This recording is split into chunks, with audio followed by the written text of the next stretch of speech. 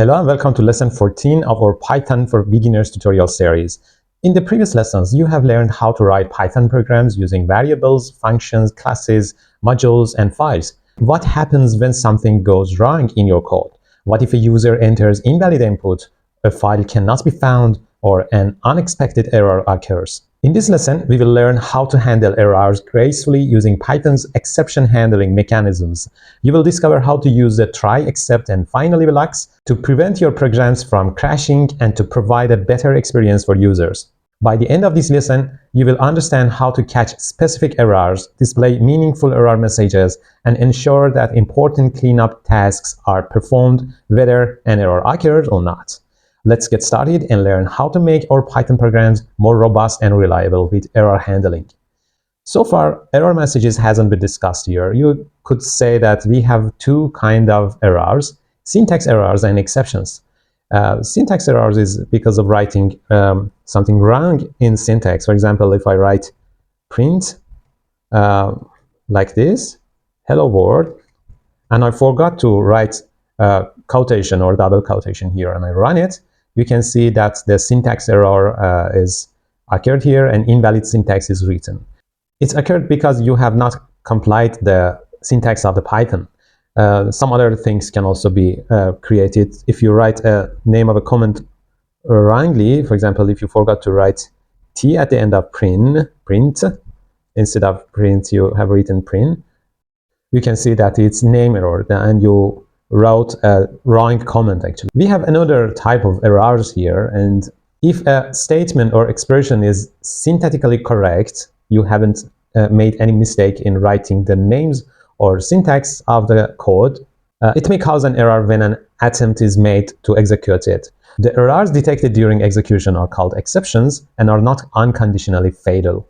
You will soon learn how to handle them in Python programs, and most exceptions are not handled by programs. However, the result in error messages are shown here. Let's show you, for example, if you divide a number by 0 like this, if you write something like this, 1 is divided by 0, so if you run it, you can see that there is a 0 division error, and it's written as explanation that it's division by 0. You know that it's written wrong, and it's one of the exceptions that you can handle it. Another thing is that, for example, if you sum a string with a number like this, let's add space here, and if I run it, you can see that it's type error, and it's written that it's wrong to sum an integer with a string. In Python, there is a mechanism to manage it with try, except, and finally, and these are used for exception handling. They allow your program to deal with errors gracefully instead of crashing. Let's first explain try block. The code that might cause an error is placed inside the try block in Python. For example, if I enter a number from input, that user shall input something on the screen. Let me show you. Input, for example, enter a number. I expect to receive a number from user, but maybe user will enter another thing. Maybe user enter a character, maybe user enter an invalid number that is not acceptable according to the formula. Afterward is used. For example, if I divide 10 by number and the number that user has entered is 0, you may face with 0 division error again. So it depends on the input that user gives us. If I print it, you can see that normally it works. For example, if I enter 5, but if I enter something else, for example 0, you can see that again 0 division error is occurred here. And if I enter a character, a string value, you can see that it's invalid and it should be an integer value here. So to avoid such errors and to manage them, we can use the try block. We try to put it in the try block. So I will write try here with a colon, and then the other parts should be used with an indent like this. So now it's incomplete, and if I run it, you will see a syntax error because try block is not enough to manage the exceptions. And I have to define another thing that is except. So the second item I want to tell you to manage exceptions is except part. So if I write except with a colon, now I can manage the possible errors here. I showed you two possible errors, so you can define two excepts for both exceptions. For example, the first one can be the same zero division error. So in the case of zero division error, I can print something for the user.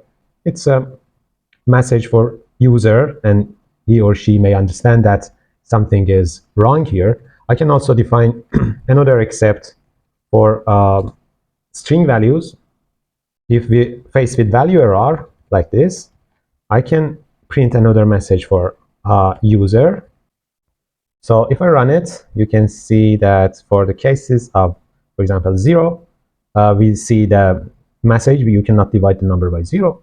And if I enter a character instead of a number, another message is shown to the users. The third part that you can add is finally part, finally block. If we do or don't see any error, the finally statements will be run. So nothing is required to mention here, and with a colon you can define some statements. You can print a message, for example, and you can say that the program is completed, for example.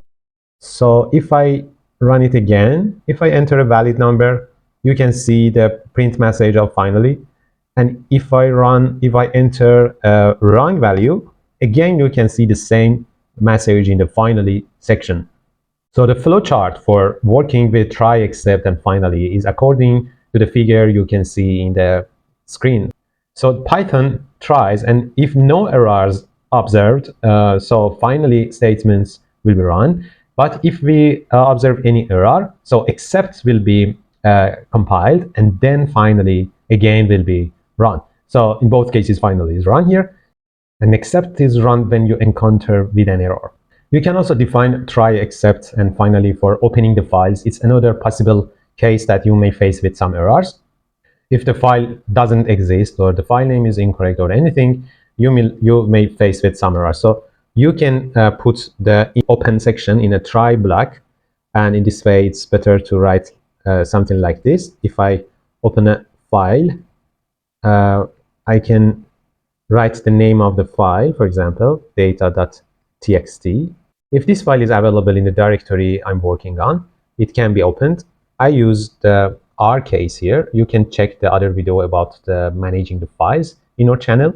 But as a summary, R is used for reading a file. Now I can print the content of the data file. I can print it in this way, file.read. So if we face with an error, I can put it in an except block. Except I can write, for example, a famous error for files, file not found error. And in this case, I can print a message for user to say file not found. And now I can write again finally. It's optional, but I can write it. Program finished, for example. Now if I run it, you can see that this file was not available in the directory I'm working on. So the except section, except block is also run, and file not found is printed, and also the program finished is also printed in any case. A useful statement that you can write in finally is closing the file. If the file is really opened, you should close it at the end of the code. So after managing the error in except block, you have to close it in the finally section. So you can write file.close. So in this way, I'm closing the file, and I can also write a message again that file is closed. Okay, thanks for watching this video, and I hope this tutorial was useful for you. If you have any question, you can write your questions as comments below this video. And if you have any suggestion for future videos, you can write your suggestions in comments. You can share this video for your friends, and you can check the other lessons of this tutorial in our channel. See you in the next video.